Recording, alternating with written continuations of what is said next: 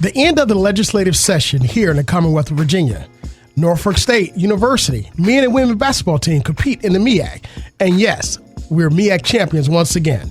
The conflict in Ukraine and what in the world is going on with prices and inflation. This is Stay the Water. I'm your host, Dr. Eric Claville, and we'll be right back to talk about this week's hot topics.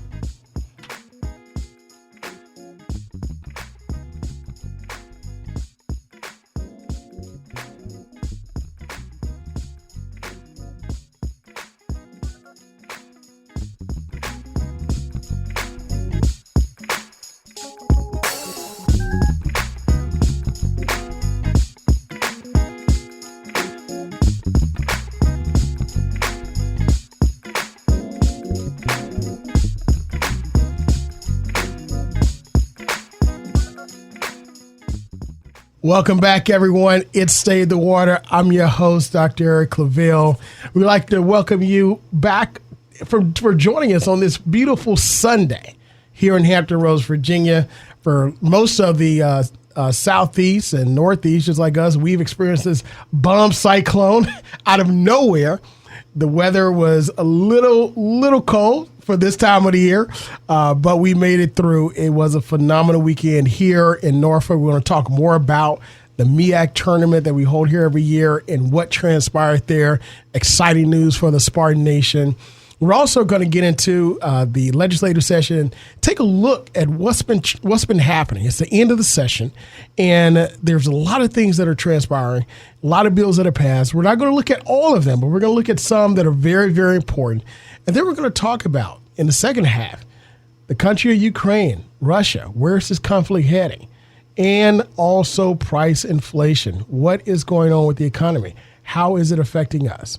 But before we get to that, I'd like to thank once again and introduce to some and simply remind others of our phenomenal producer, DJ Scandalous, that can be heard here on WNSB Hot 91, the Soul of VA, every day, Monday through Friday from 2 to 6 p.m. Marvin, how are you doing today? That's exactly right. I'm doing great, sir. Glad the weather has cleared up. The clocks have set ahead today. I woke up like, man, it feels a little different today. I said, extra hour. Well, fast forward, spring forward, man. Right. So it's a beautiful day today on the campus of Norfolk State and in the 757. Absolutely. You mentioned springing forward. Growing up, we were in the mode of changing our clocks every single spring forward or fall back. But, now we have digital clocks. It helps us out. Yep, does it on its own. So, those of us that kind of maybe woke up a little groggy this morning, especially after a lot of celebration that took place on last night. And, we're up. We're here. You got the rest of the day to recover because we got to punch the clock once again on Monday. To all of our students who are out right now, this is spring break week for all of us here on the campus of Norfolk State University, except for 12-month employees, by the way. So make sure you come in. That's true. I'm here. Absolutely. So be safe on spring break. It is well-deserved. You put in a phenomenal half semester, and we're almost done with this academic year. So get ready, come back, be re-energized, make sure that you're ready to end it the same way you started, on a high note. That's right. And for all of our graduating seniors, this is your best time of your college career right now. So make sure you come back and end it on an extremely high note. And we're looking forward to, once again, sending our Spartans out into the world to once again do great things. So let's talk about what happened last night here in Norfolk. Every year we have the MEAC tournament, which is a phenomenal tournament of all of the HBCUs in the MEAC. They come down to the city of Norfolk, have a phenomenal time. It's a great time for the city, great time for everything that's going on. And, the weather didn't cooperate, with us. Yeah. There was a lot of stipulations that were out there because of the weather, and it was just extremely, extremely cold, rainy, sleeted yesterday, and also I saw snow flurries. And, but at the same time, on the inside of the scope, it was hot. It was hot as fire because that's what the Norfolk State MEAC men's basketball team did. That's right. They were hot as fire, they won the MEAC men's conference. So two times in a row. 2 times in a row. So congratulations to the coaches, to the players, to all of the support staff, the academic support staff, because keep in mind, these are student athletes. They're students first, athletes second. And we're extremely happy and proud of the record that they have, not just on the court, but in the classroom. Listen, it takes all of us, to help make that happen. I mean, they put in the work, everyone puts in the work, and this was a truly, just like the coach said, it's a team effort. And that's exactly what it was. So we also like to congratulate the women's basketball team that made it to the finals. It was a great game with Howard women. We like to congratulate Howard's women for winning the women's MEAC championship. It was a hard-fought game, but, we got a bright future. Bright future with those that are on the court that are left. Hats off to the graduating seniors for senior night. They were recognized, and, hey, it was a great college career. That's right. We're co-MEAC champs for the first time in our history for women. I know. So that's very excellent. The girls did a great job cheering them on the whole time, out there hosting and DJing. And, of course, we were broadcasting it right here on WNSB 91.1 FM. So we're super, super proud of our men and women basketball team. Absolutely. And, again, like I said, it was a team effort. And to celebrate and to recognize their record at 24-6, I believe. Wow. For the men, there is a watch party tonight here in Eccles Hall for our student body and those that support the basketball team here on campus. There's going to be a watch party because they're going to announce. Doors open at 4, but at 6 o'clock, they're going to start to announce the brackets. And we'll see. We'll see who our opponent is. Will we be in the first 4? Or will we be outright seeded a 16 or a 15 seed? We'll see. Hey, they deserve it, right? Hey, ready to go dancing.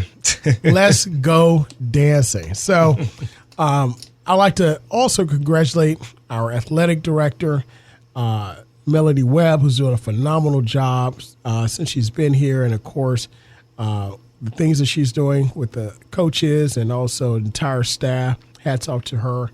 Hats off to the leadership of our institution, Dr. J, and executive management team that leads this institution to ensure that the right people in the right place to do greatness, right? That's right. And that's exactly what's happening. So, again, it's a team effort. And not only that, but the Spartans showed up last night. They showed up Friday night. They were in the place, weren't they?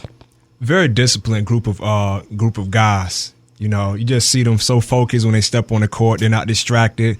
Even if the opposing team is making noise and at the free throw, and they're still making them and doing a great job, man. And shouts out to Coach Robert Jones. Absolutely. That's coaching. And getting the right players, coaching them up, and get them out there to do the right thing. I'm seeing it now. My youngest son plays AAU, played JV ball, and, I'm seeing it. The maturation process. It doesn't happen overnight. Mm-hmm. So, this isn't magic. What's transpired here on our campus, from the academics to the buildings that we have, to the leadership that we have, to the winning, the championships. It isn't magic. It actually takes time, and you go through that process. And this is just not the first MEAC championship, but we also have our track team that actually won the championship as well. So just earlier this last month. So, again, great things happening. We're looking forward to will we be, once again, the only Virginia institution to win an NCAA game in the tournament this year? Last year we were. And we also got to keep a lookout for the baseball team in the near future because they won last year. Absolutely. So like you said, great things right here at NSU. Absolutely. So if you're looking for somewhere to put your stake, if you're looking for somewhere to go to school and grow as an individual, this is the place to be. So I endorse it highly.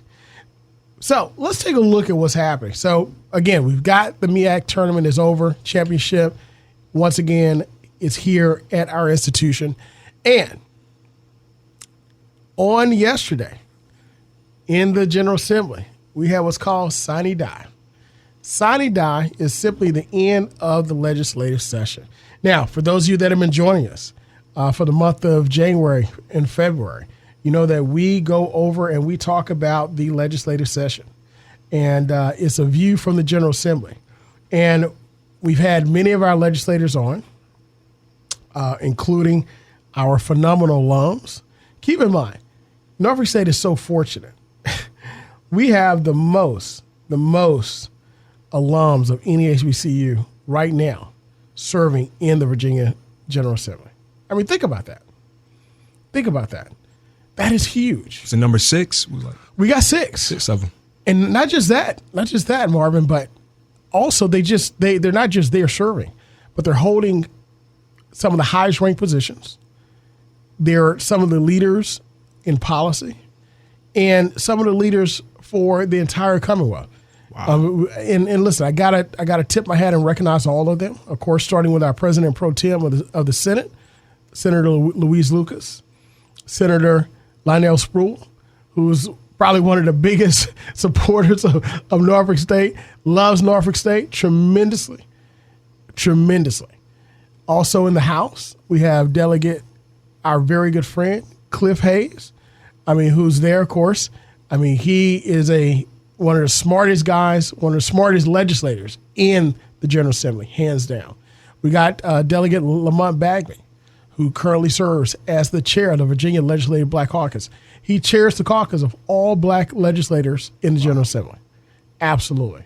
Wow. That's huge. We also have Delegate Candy King, who is one of the newer General Assembly members, just won her reelection, and hit the ground running in the special election,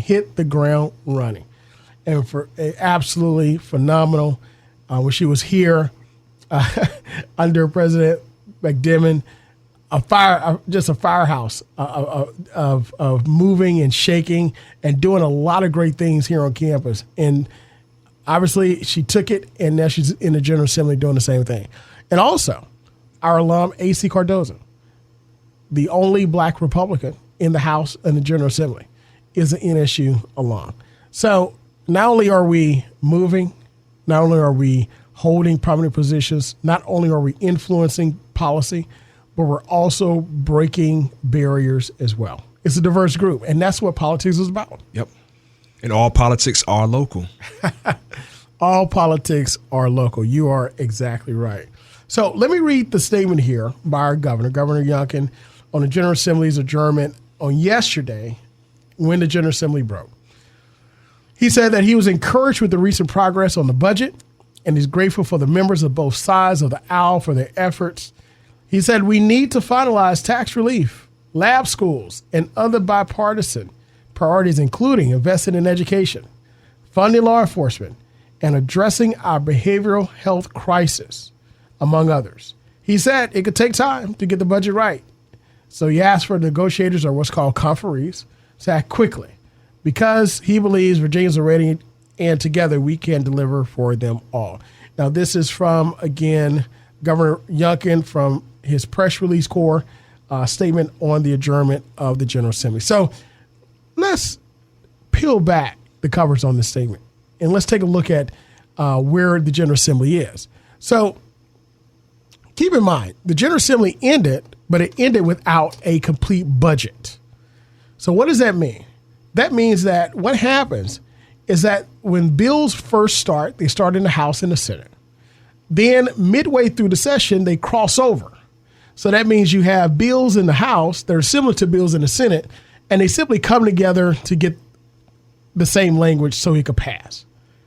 And once it passes both houses, both the House and the Senate, it then goes to the governor for signing. He could sign it, he could veto it, or he could just not do anything and let it die on its own.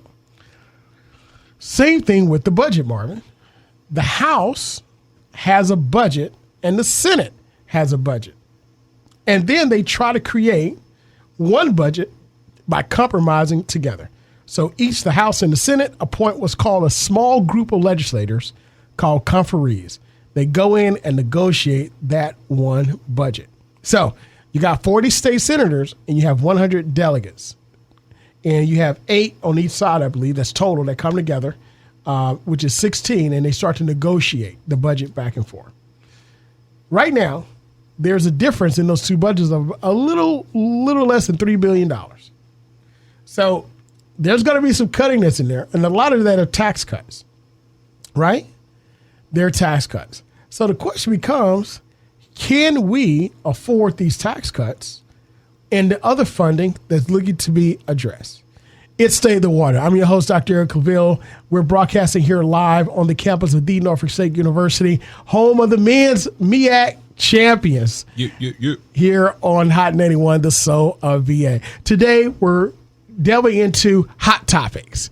So in the first half hour, we congratulated our MEAC champions, our men and women's basketball team for their work, the men who are champions, the women who shared the regular season MEAC championship for the women's, but also lost in the final game to Howard University. Also, we're taking a look at the end of the Virginia Assembly legislative session. That's right. The session ended on yesterday, on March 12th, sine die.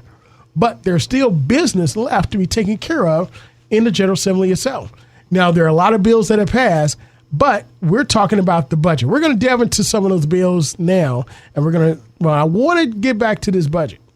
So the question becomes, can we afford these tax cuts? Now, it's always good to get a tax cut, trust me. We all like tax cuts. But Marvin, we all like our services too. So would you rather take $100 in your pocket now or spend $1,000 for the damage you get with potholes that you're driving across every single day because everybody got $100? That's the greatness of the Commonwealth. Right. Going to make sure those streets and those highways are intact. So I would take the $1,000 to fix the potholes. There you go. I mean, again, it's a collective. Don't get me wrong. Everybody, more money in your pocket, especially now. We're going to talk about inflation and the prices in the second half hour. But everybody wants more money in their pocket. Everybody deserves to keep more of the money that they earn. But the services that we get with the taxes that we pay, the question becomes, can we afford to do without it? Now, I can tell you, Marvin's shaking his head, absolutely no. I can tell you, here in the Commonwealth, we have some great public services. We really do. And we pay a higher premium for it than a lot of other states, but we have great services. It's great living here in the Commonwealth. I've lived in a different state before, and I can tell you that there is a huge difference. But as they say, you don't miss your water until the well is dry. So we're going to take a look at those tax cuts and see what happens. Now, of course, some tax cuts are coming, but the question becomes, once you take money out, how are you going to pay for the services that come with it? Now, there's a lot of talk about lab schools / charter schools, and that's a subject within itself. You know, we're going to delve more into that later shows. But what's the difference? Lab schools are a part of universities. As a matter of fact, Norfolk State University has a lab school. It's our preschool lab school. A lot of other institutions have lab schools. As a matter of fact, Virginia State had an upper school or lower school lab school, or one of our state senators actually attended that particular lab school connected to the university. And lab schools themselves are great things because you have the exposure to college campuses. You have the exposure to all the resources and the expertise of the teaching and the Department of Education. I mean, the departments in education here on universities. So it benefits as a training ground, but also the knowledge base that the children that attend that school receive is immeasurable because you're getting it straight from college-trained professors. Okay? So this is now compared to charter schools. Charter schools are basically schools that are taking public dollars and funding private companies or entities to run them. It's not the same thing. It's actually different because there's no accountability. There's less accountability.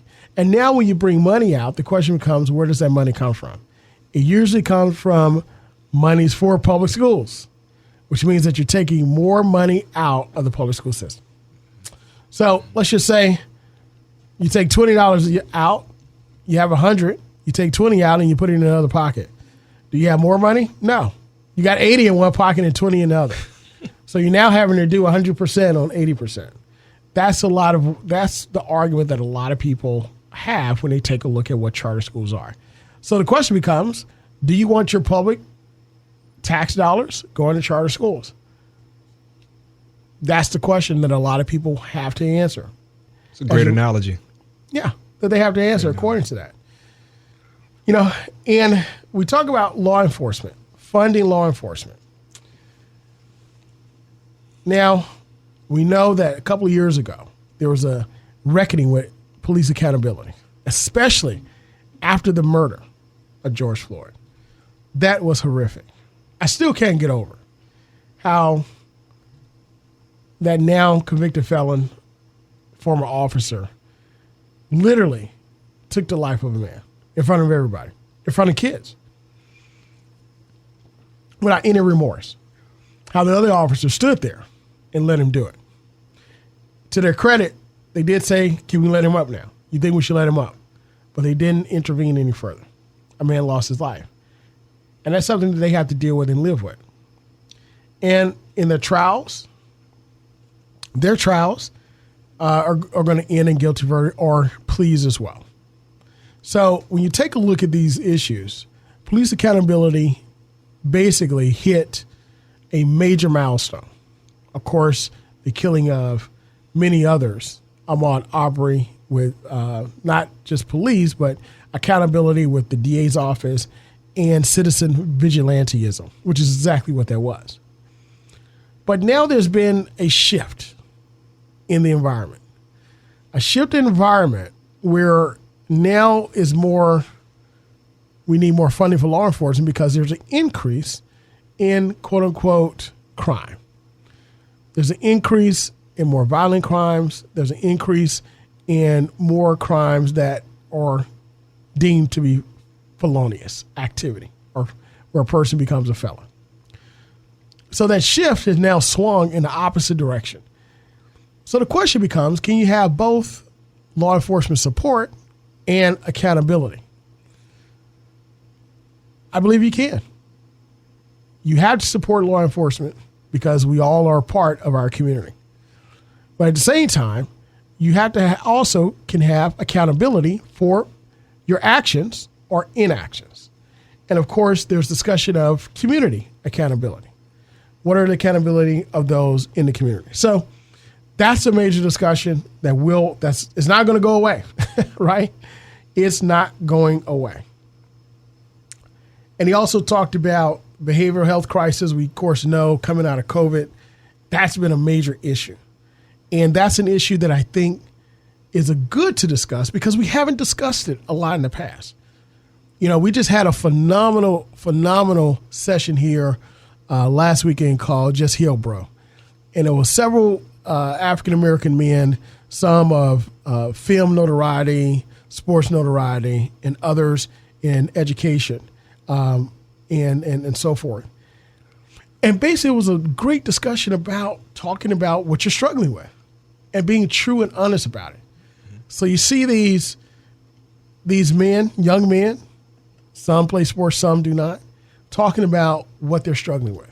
And it's good because we all struggle with something. The question is, how do we now handle it? And if you don't handle it in the proper way, it could come out in a different way. So that's why it's very important for us to be having this discussion about behavioral health crisis and to ensure that we do the right thing. Because when we have a healthier society, both physically, spiritually, and mentally, it's a win-win for everybody. And then finally, priorities in investing in education. Now, I want to talk about this for a moment. We talk about education because right now, there's a push across the country, Marvin, about parents' bill of rights, about being able to dictate what your kids learn in school and being able to have a say-so in everything that your kid is doing. Well, look,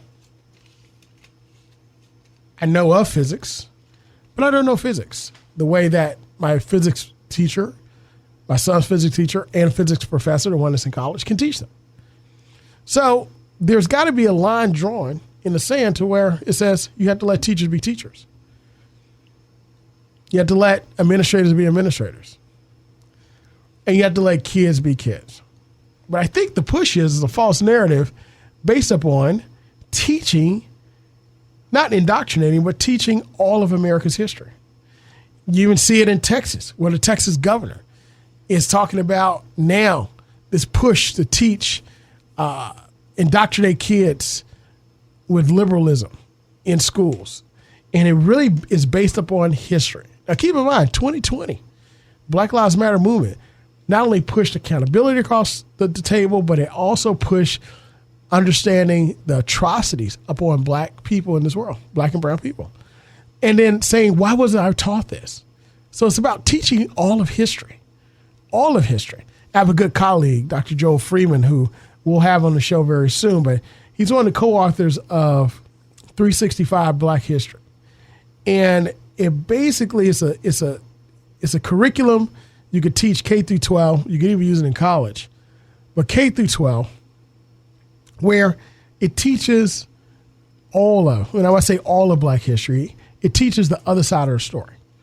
So in other words, it not just doesn't tell the story of Thomas Jefferson, for example, but it also tells the story of those that were enslaved on this plantation. It tells the story of the children that he had by one of his slaves. It tells those stories. It tells the stories of the black soldiers, the black legislators. It tells the story of all of America that we didn't hear or learn about in school. For the most part, we heard about there was slavery, then Dr. King, and now Barack Obama. It's about 5 pages. And that's pretty much it. So that's where we see that push is coming. So when we talk about prioritizing education, question is, what are those buzzwords? What are we talking about? But that's what we do here on Stay the Water. So we're getting ready to go to take a quick break.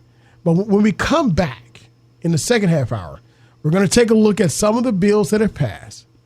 There are some things that are passed that the government's already signed that we think are very important and pertinent. And then we're going to discuss the crisis in the world. Ukraine and Russia. Is this the start of World War III? What about the humanitarian crisis? And then finally, we'll look at inflation. This is State of the Water. I'm your host, Dr. Eric Claville. We'll be back in just a moment. The new sound of Hot 91 celebrates Women's Empowerment Month. My name is Sadeja, and I am a graduate student at Norfolk State University. Rabia Kamara has spent most of her years on this earth in the kitchen. She is the owner of Ruby Scoops in Richmond, an ice cream shop specializing in small batch ice creams, sorbets, sherbets, and desserts. They are all handcrafted and made from scratch. Ruby Scoops won the grand prize on Food Network's Ben & Jerry's Clash of the Cones. Rabia Kamara wants to motivate other girls and boys who look like her to know that they can do it too. Celebrating Women's Empowerment Month. It's the new sound of Hot 91, the soul of VA. If you are a charity, foundation, or 501c3 organization and you have an initiative that you would like to partner with WNSB, well, send us an email with the flyer to wnsbradio@nsu.edu. Announcements are based on availability. Welcome back. It's Stay the Water. I'm your host, Dr. Eric Claville. I want to thank you again for joining us on this Sunday, March 13th, 2022, as we broadcast live from the campus of the Norfolk State University at the new sound of Hot 91, WNSB, the soul of VA. Once again, we'd like to congratulate our men's basketball team who are MEAC tournament champions and are going dancing in the big dance. And also congratulate the women's basketball team that were co-winners of the regular season MEAC title. And they had a great game in the finals. Unfortunately, they lost to the Howard women's team, so good luck to them in their tournament. But again, a great season. And tonight, here in Eccles Hall, there is a watch party that's going to take place to see exactly where we're going to be seated. Are we going to be seated as a 16 seed outright, or 15, or maybe higher as a 14? Or will we be in one of the first 4? We'll see what happens. But once again, Marvin, as you said, this is back-to-back that we've won it. So will we be, again, the only team in Virginia to win an NCAA tournament game? Looking forward to it. We will see. We will see. So, again, we're excited about that. when we ended on the first half hour, we were talking about the General Assembly and some of the issues that we're looking at. We had signing die. The General Assembly is over. It ended yesterday on Saturday, March 12th. But we're coming back. There's going to be a special session because guess what? We don't have a budget. There's no budget yet. Now, this is not uncommon. Not uncommon not to have a budget at the end of session. Of course, legislators would like to have one because that means they don't have to come back. But right now, we are flush with cash. We have a large surplus, thanks a lot to the CARES Act money and the funding through the federal government. A lot of states are. We've got an opportunity to really tuck money away to help ourselves, but also to get some things done that we want to get done. So right now, we're about $3 billion apart in our budget, but we're going to take a look, and the conferees, or what's called the negotiators, are going to come together and negotiate one solid budget. So a lot of this, as we say in the first half hour, is based upon tax cuts that are proposed by the governor and also additional funding to several areas, including higher education. So listen, it's a lot of money, but everybody can't get funded. We know that, but we're going to do our very best, and we believe that Norfolk State will be one of those that benefit greatly. So thank you all who have called your state representatives, state senators, the governor's office, Department of Education, advocating for NSU and all of our other great HBCUs, and we're excited. We're excited to see exactly what happens. But it's not over until the ink is dry on the budget. And the check is cut.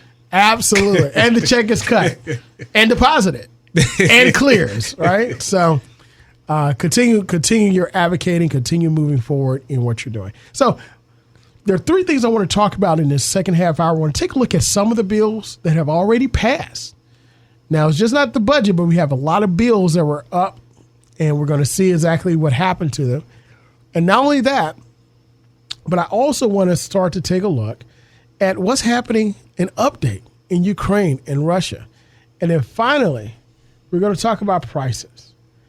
Now, I don't know about you, but if you go into the store, if you price something, it's a little high right now.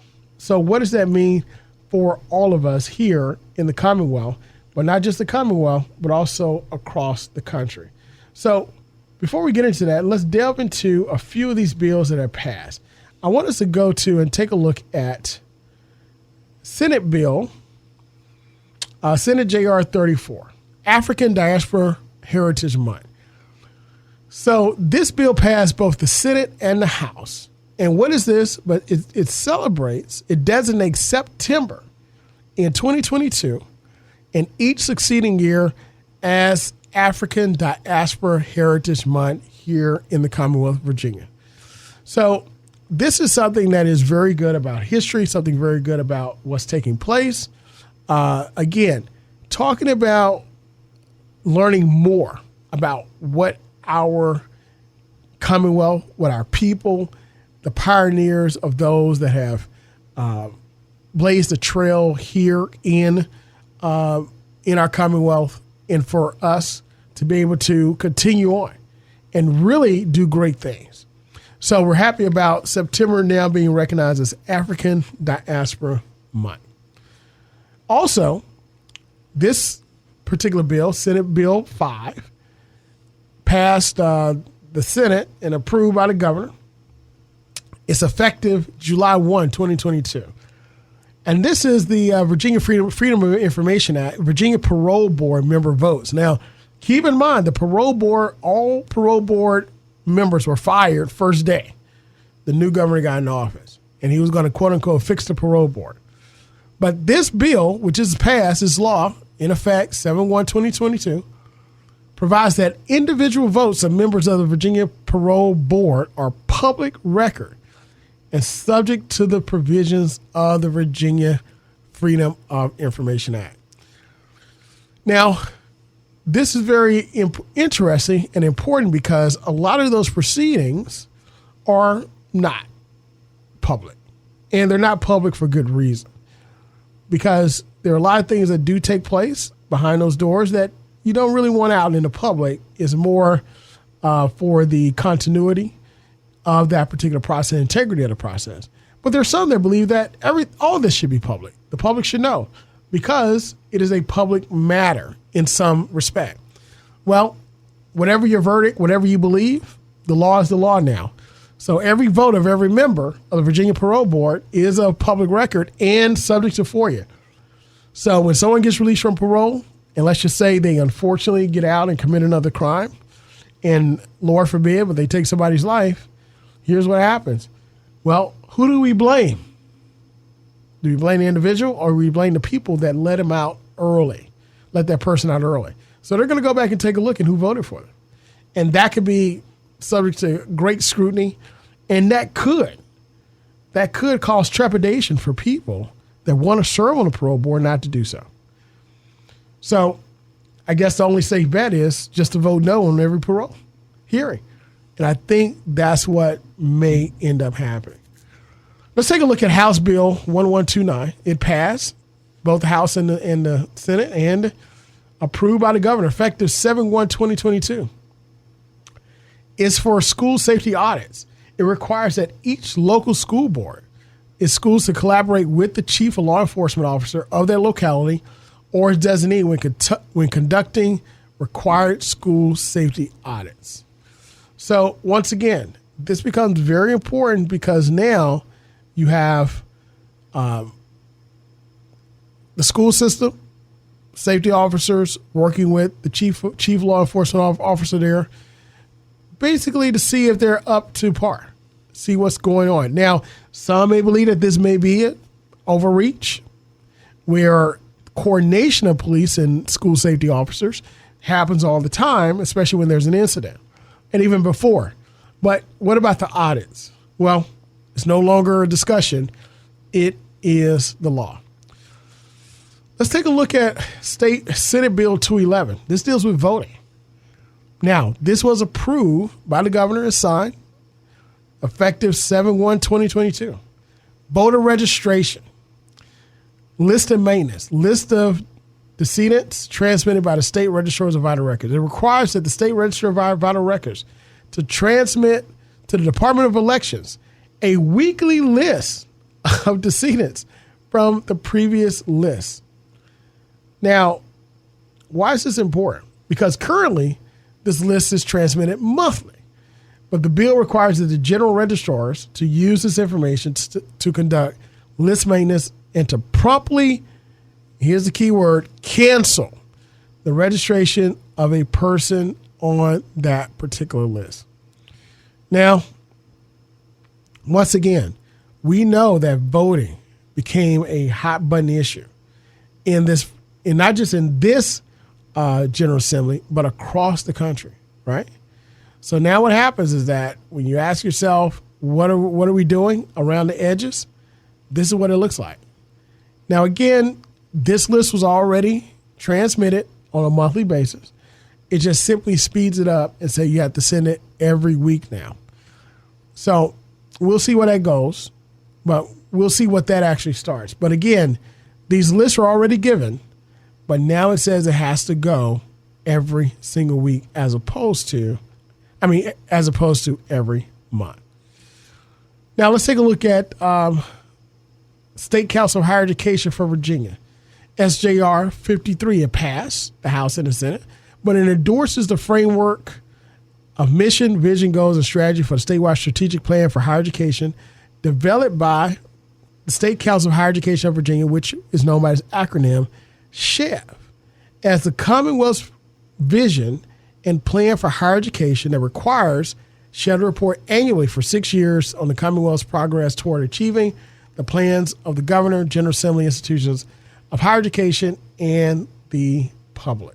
So this governing body, this council that all public institutions are a part of, higher education institutions, is very important because now it helps to recognize that they are the vision setters for institutional higher education.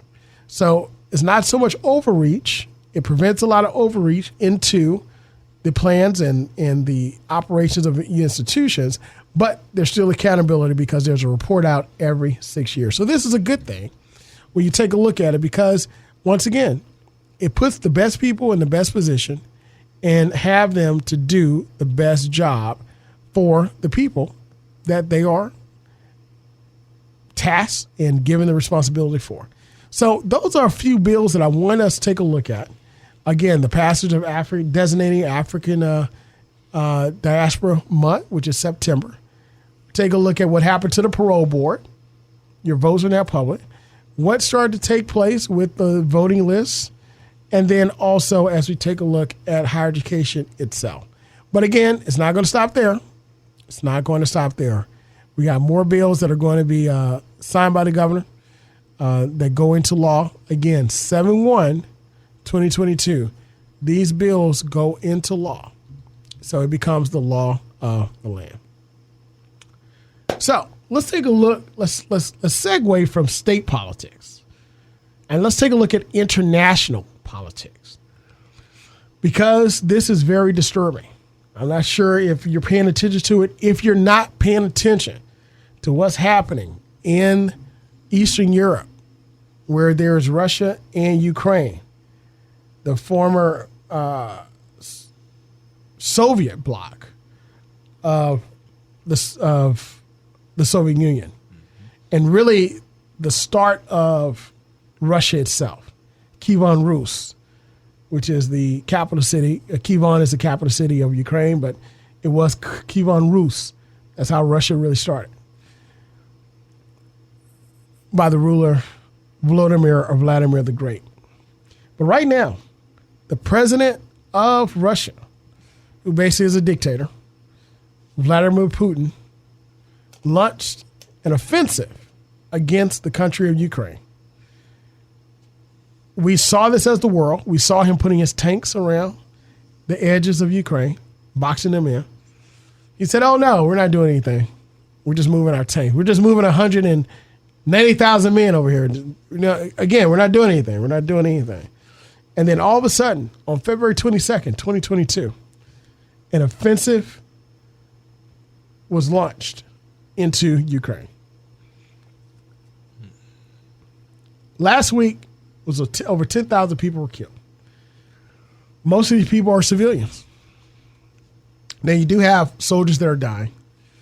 They're losing their life on both sides. But a lot of these people are civilians. City after city after city is being bombarded with shelling. They're leveling cities as the Russian army rolls through. The Ukrainian army, they are now fighting as best as they can, and we're going to talk about their limitations and why those limitations do happen, right? Why they're happening now. Because it goes back to the last 4 years of our former president.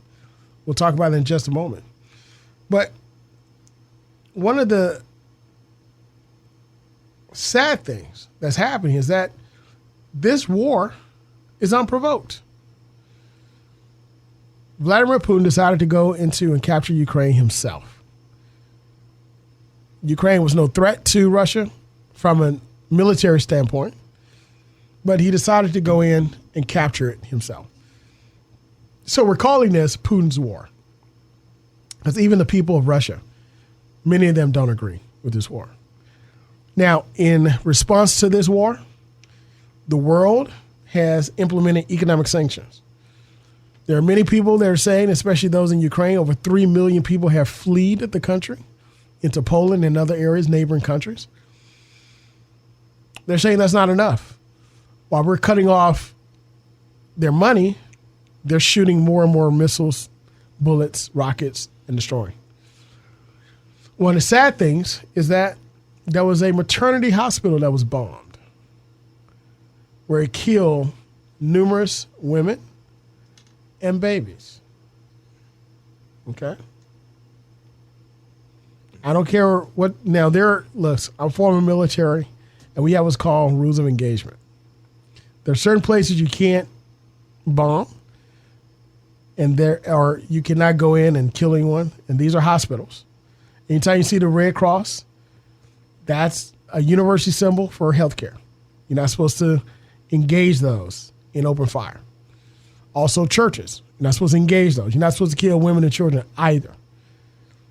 But Putin is ignoring all of this. So the question becomes, is it a war crime? But the bigger question now is the humanitarian crisis. the lack of food, the lack of water. We're not even going to talk about the mental health toll because think about it, Marvin. 4 weeks ago, you had people that were going shopping at stores, living their life. Now they're ducking and hiding because you have bombs, not gunshots. You know, we hear gunshots in American neighborhoods all the time, but these are bombs. There's a difference in a bomb and a gunshot. And that's what these people are hearing. As a matter of fact, right now, the humanitarian crisis is so bad, New York Times is reporting in a Kyiv basement, 19 surrogate babies are trapped by war but kept alive by nannies. So right now, there are a lot of these surrogate mothers giving birth to parents that live overseas. They can't travel and deliver the babies to the parents, so nannies are keeping them alive. We also, and to show that this war is real, we have a U.S. journalist, our first U.S. journalist who was killed in Kiev, Ukraine on yesterday. He was killed in the suburb there. So this journalist, Brent Renaud, he's a journalist who lost his life reporting on this particular incident. As a matter of fact, he's a Peabody Award winner. Along with his brother, he was shot dead, and another journalist was wounded while they are reporting on this. The USA Today just reported today, the Russian attack on military range kills 35, injures 134 people. And Russia, it says, could be preparing to use chemical weapons in Ukraine. An act that they say would draw a severe price. White House National Security Advisor Jake Sullivan warned on Sunday. I was listening to Jake Sullivan on a couple of the news shows that were on Sunday morning news. And let me tell you, this is a major, major crisis that we have. It's something that, as the world, we have to ask ourselves, what are we going to do? Are we going to continue to implement economic sanctions? Or are we going to provide some military aid? Or will NATO or even America or other countries in the West step in and start to engage Russia? This is something that this is a serious question, because once you step into a conflict, you just can't say, "Oh, my bad, I'm going to go back home now." It's like a street fight, except the stakes are much higher. You can't throw a punch and then say, I didn't want to fight. You know? You have to ask ourselves, Mark, are we ready to go into another war? We shouldn't. But people are dying.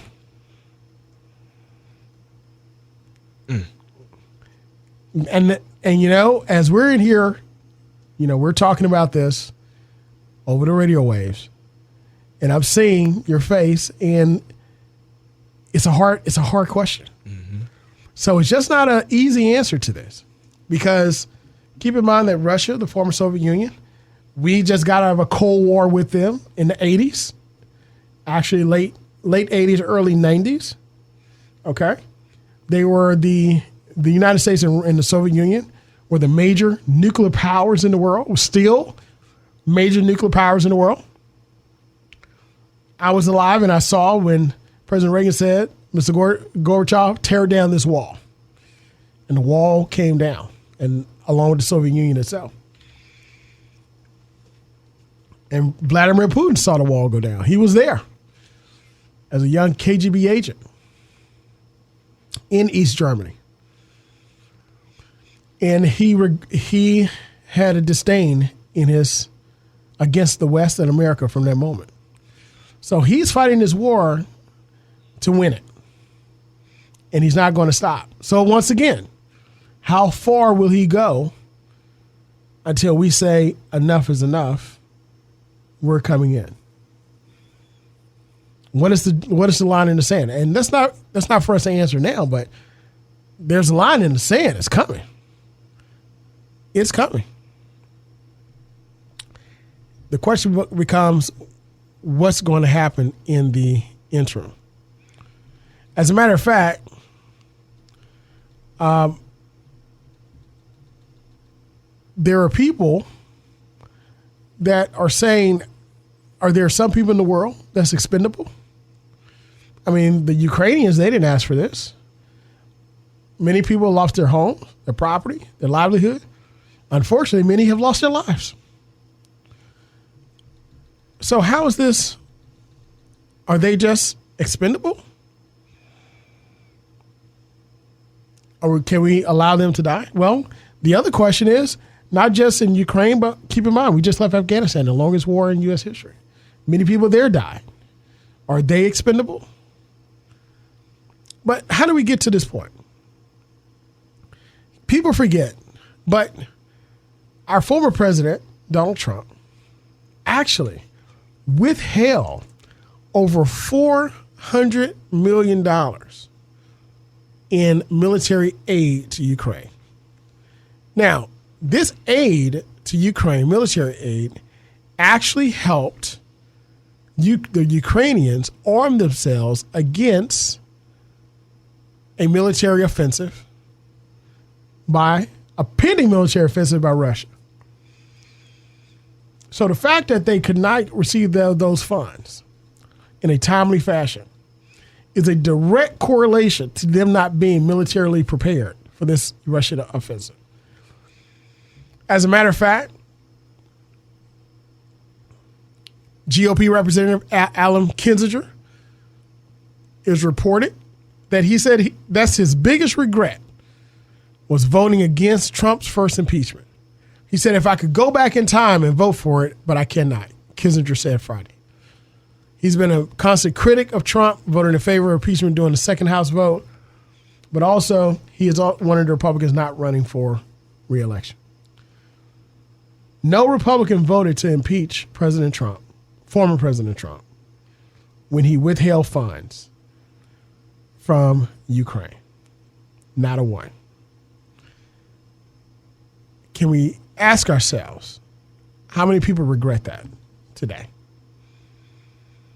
Is this a direct correlation, which it is, by the way, of Russia being able to do what they're doing? And if it is, what was taking place?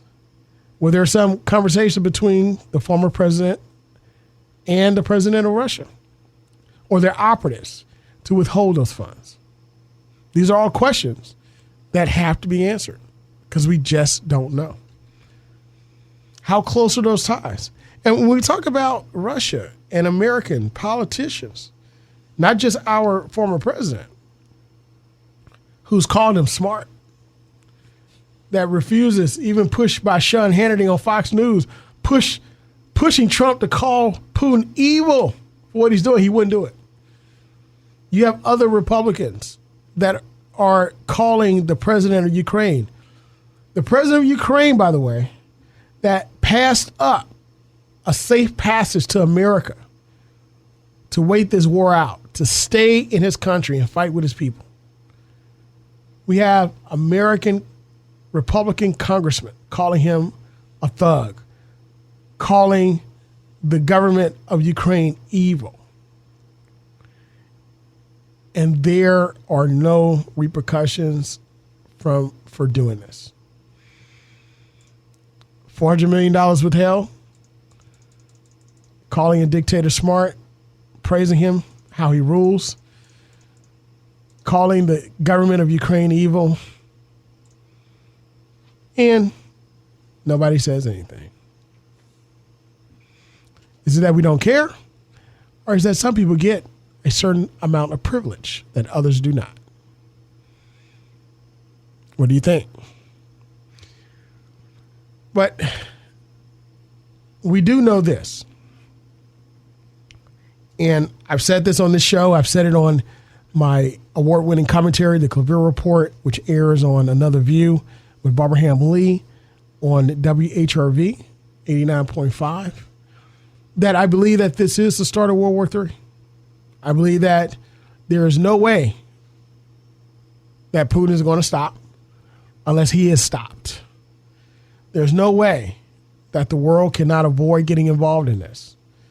There's no way that no more lives are not going to be lost. More lives are going to be lost. There's no way that we can foresee this not ending badly for many people. The question becomes, how do we do it? How do we get a quick resolve of this?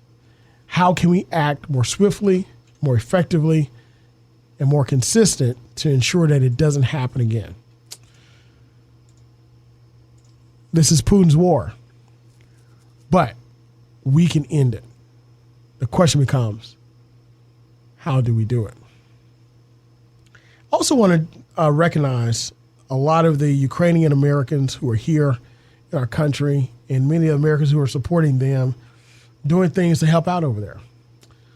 As a matter of fact, you have one bakery in Texas. It was reported that she has all of her people over there, all of her relatives. She wanted to help out. So one Saturday, she said, everything that I make, I'm going to take the proceeds and send it to the army over there. Well, she had no idea, but the line was wrapped around the street. People stood in line for hours. She sold out of everything. And after she sold out, they gave her money, a donation. She raised over $100,000. That's the American will. That's the human will. That is humanity at its best. Well, we didn't get a chance to get to all of our hot topics. We didn't talk about inflation and things that are rising, but we're going to get to them next time, because every Sunday at 1 p.m. here on the campus of the Norfolk State University at WNSB, the new sound of Hot 91, the soul of VA, you can hear us right here, State of the Water. I'm your host, Dr. Eric Claville, where we bring movers, shakers, and policymakers to you to discuss issues important to the community. Want to make sure you have a wonderful week. Once again, congratulations to our men's basketball team as they go dancing this week. Good luck to you in the tournament. And for those that are on spring break, be safe and come back and finish strong. Until next time, be well and God bless.